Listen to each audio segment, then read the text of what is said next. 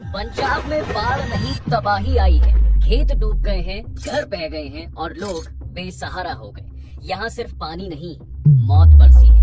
1,48,590 hectare की फसलें यानी लाखों किसानों की मेहनत और सबने एक झटके में बह गए। 37 लोगों ने अपनी जान गंवा दी और ना जाने कितने लोग साहब बेघर हो गए।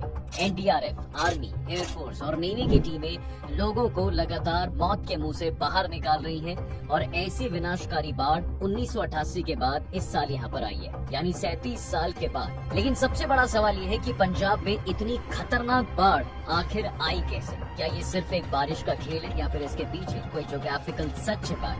और पंजाब के ऐसे डूबने के पीछे पाकिस्तान में कितनी तबाही आ सकती है? तो चलिए जानते हैं इन सभी सवालों के जवाब और पंजाब के डूबने की। दरअसल साहब पंजाब की 3 नदियां सतलुज, ब्यास और रावी में ऐसी बाढ़ आई कि पूरा इलाका डूब गया। 3.5 लाख लोग या तो अपना घर छोड़ने पर मजबूर हो गए या फिर आधों को पानी में डूबे घर में ही रहना पड़ रहा है। इन सभी को बचाने के लिए सरकारी एजेंसियों ने वॉर लेवल का ऑपरेशन शुरू किया। एनडीआरएफ की 23 टीमें लगी हैं और सिर्फ इतना ही नहीं, एसडीआरएफ, आर्मी, एयरफोर्स और नेवी के 35 हेलीकॉप्टर्स भी लोगों को सेफ जगह पर पहुंचा रहे हैं। लेकिन इस बाढ़ ने ऐसी तबाही मचाई कि राज्य में 50,000 करोड़ का नुकसान हो गया। यहाँ पर मैं खड़ी फसलों और इंडस्ट्रीज लॉस दोनों की बात कर रहा हूँ। इस बीच पंजाब के चीफ मिनिस्टर भगवंत मान ने तो मोदी गवर्नमेंट से 60,000 करोड़ की मांग भी कर दी है। साथ ही एसडीआरएफ के तहत किसानों को जो मुआवजे 6,800 प्रति एकड़ मिलते थे उसे 50,000 प्रति एकड़ करने की रिक्वेस्ट की है। हालांकि इस मांग को सेंट्रल गवर्नमेंट मानती है या फिर नहीं ये तो खैर वक्त बताएगा, लेकिन उससे पहले ही भगवंत मान ने मोदी सरकार पर बड़ा आरोप लगाया।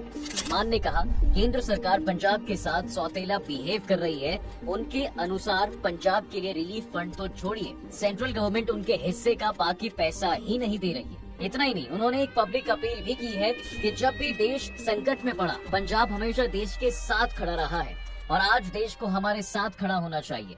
हालांकि साहब चीफ मिनिस्टर साहब ने ये बात मीडिया में 2 सितंबर को बोली थी और उसके एक दिन बाद यानी 3 सितंबर को केंद्रीय कृषि मंत्री शिवराज सिंह चौहान इन्होंने पंजाब के दौरे का ऐलान कर दिया और फिर 4 सितंबर को चौहान पंजाब पहुंच भी गए। यहाँ वो न सिर्फ एलजी से मिले बल्कि बाढ़ वाले क्षेत्र का दौरा भी किया। साथ ही उन्होंने राज्य सरकार को पूरी हेल्प करने का भरोसा भी दिया है।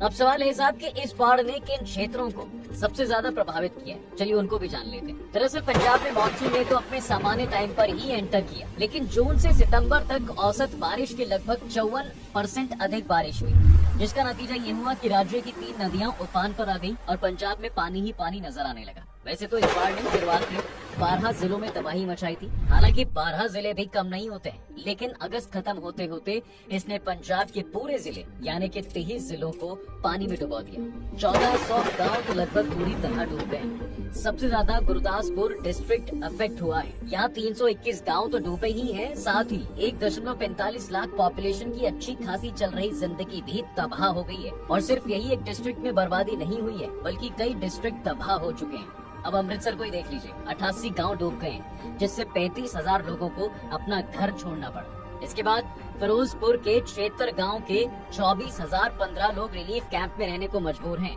लगभग यही भयावह सिचुएशन पठानकोट, कपूरथला और होशियारपुर में भी है। जी हाँ, यानी हर तरफ डूबे गांव, बहते घर और टूटी सड़कें ही दिखाई दे रही हैं।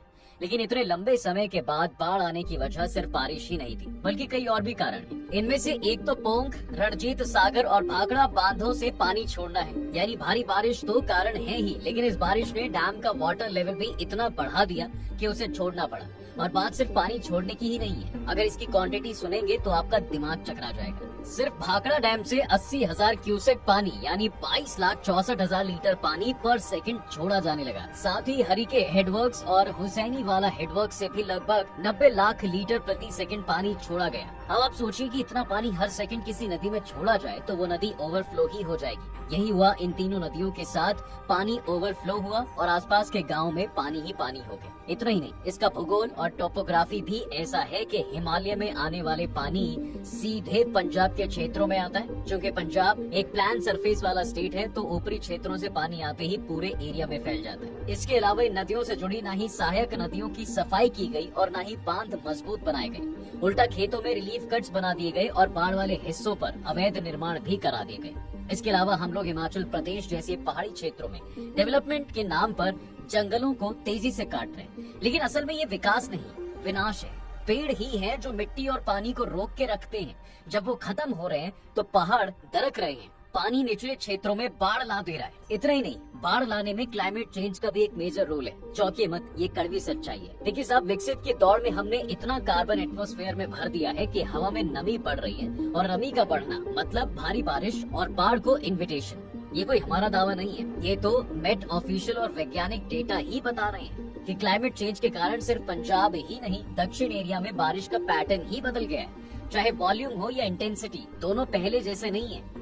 थोड़ी देर पहले आपने टोपोग्राफी वर्ड सुना होगा। समझने के लिए ब्रीफ में उसको थोड़ा सा एक्सप्लेन कर देता हूँ। देखिए, टोपोग्राफी मतलब किसी जगह की जमीन की बनावट, यानी वहाँ कैसे पहाड़, नदियाँ या जंगल फैले हुए हैं।